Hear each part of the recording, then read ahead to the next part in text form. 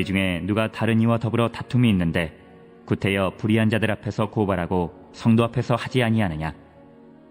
성도가 세상을 판단할 것을 너희가 알지 못하느냐? 세상도 너희에게 판단을 받겠거든 지극히 작은 일 판단하기를 감당하지 못하겠느냐?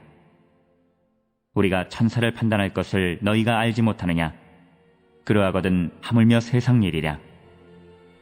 그런즉 너희가 세상 사건이 있을 때에 교회에서 경히 여김을 받는 자들을 세우느냐? 내가 너희를 부끄럽게 하려 하여 이 말을 하노니 너희 가운데 그 형제간의 일을 판단할 만한 지혜 있는 자가 이같이 하나도 없느냐? 형제가 형제와 더불어 고발할 뿐더러 믿지 아니하는 자들 앞에서 하느냐? 너희가 피차 고발함으로 너희 가운데 이미 뚜렷한 허물이 있나니 차라리 불의를 당하는 것이 낫지 아니하며 차라리 속는 것이 낫지 아니하냐? 너희는 불의를 행하고 속이는구나. 그는 너희 형제로다. 불의한 자가 하나님의 나라를 유업으로 받지 못할 줄을 알지 못하느냐? 미혹을 받지 말라.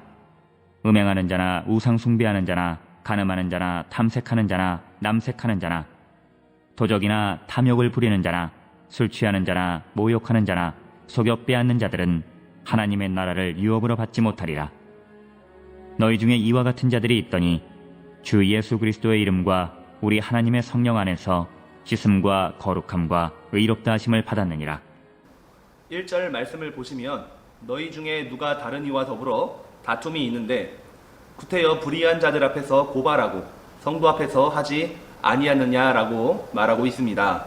오늘 본문에서는 고린도 교회의 성도들 사이에서 발생한 어떠한 다툼이 세상의 법정까지 소송으로 갔을 경우에 대한 문제를 언급하고 있습니다. 여기 1절에서 불의한 자들이라고 번역된 부분은 세상의 법정으로 이해하면 될 것입니다.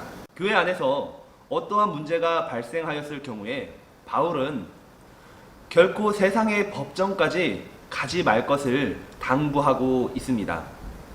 교회 안에서 영적 지도자들과 함께 그 문제를 해결해야 한다는 것입니다.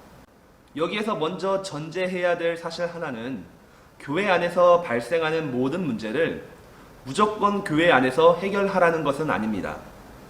바울은 로마서에서 밝히고 있듯이 위에 있는 권세에 복종하라고 말하고 있습니다. 이 말을 오늘 본문과 관련하여서 해석해 보자면 교회 안에서 발생한 문제 중에서 일종의 중대한 형사 사건 같은 경우에는 당연히 세상의 법정으로 가서 판결을 받아야 한다는 말과 같다고 볼 수 있는데 바울은 세상으로 가야 될 일과 교회 안에서 해결해야 될 일을 구분하여서 말하고 있다고 볼 수 있습니다. 그렇다면 도대체 고린도 교회 안에서 어떠한 문제가 발생했기에 성도들 사이에서 다툼으로 끝나지 않고 세상의 법정까지 소송하게 되었으며 바울은 왜 세상의 법정이 아닌 교회 안에서 그 문제를 해결하라고 하였을까? 아마도 이 질문이 오늘 본문의 핵심이라고 할 수 있습니다.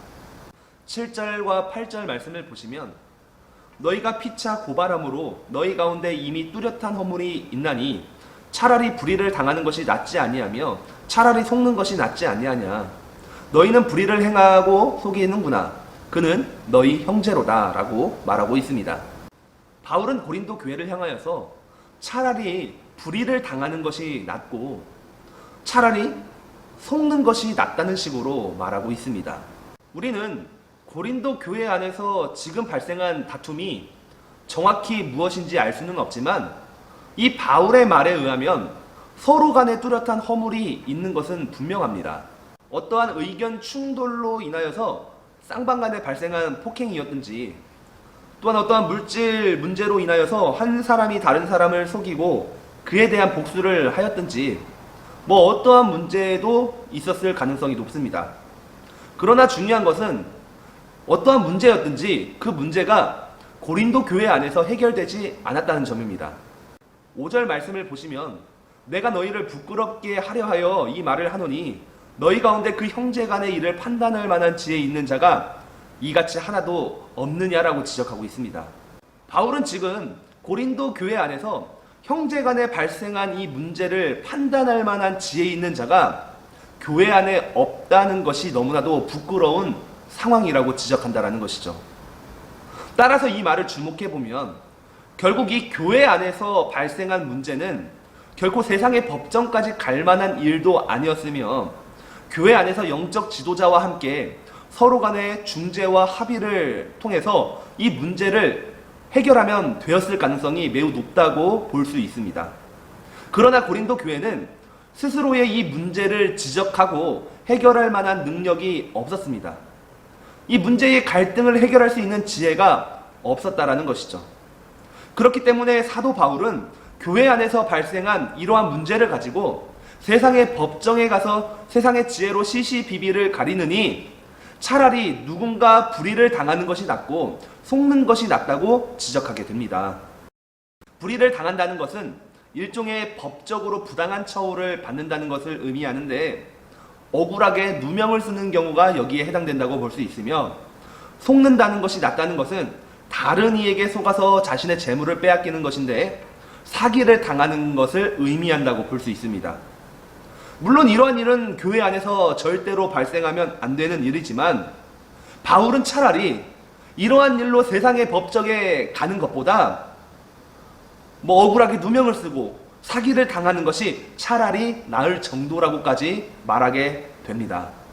오늘 말씀을 묵상하면서 두 가지의 원리를 생각해 봅니다.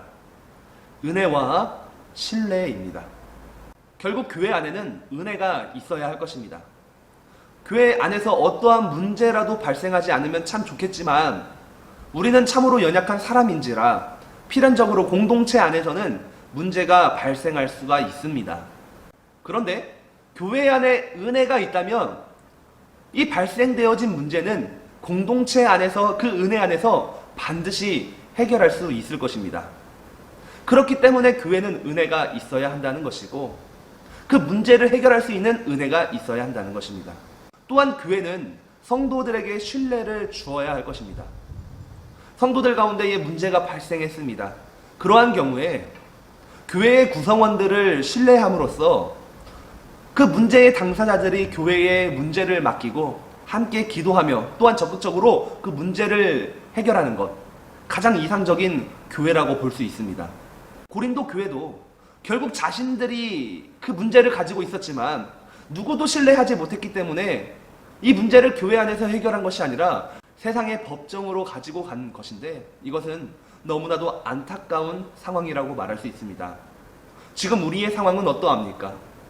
너무나도 많은 교회 안의 문제들이 세상의 법정으로 넘어가서 세상의 법에 따라서 시시비비가 가려지고 있는 경우 참으로 많습니다.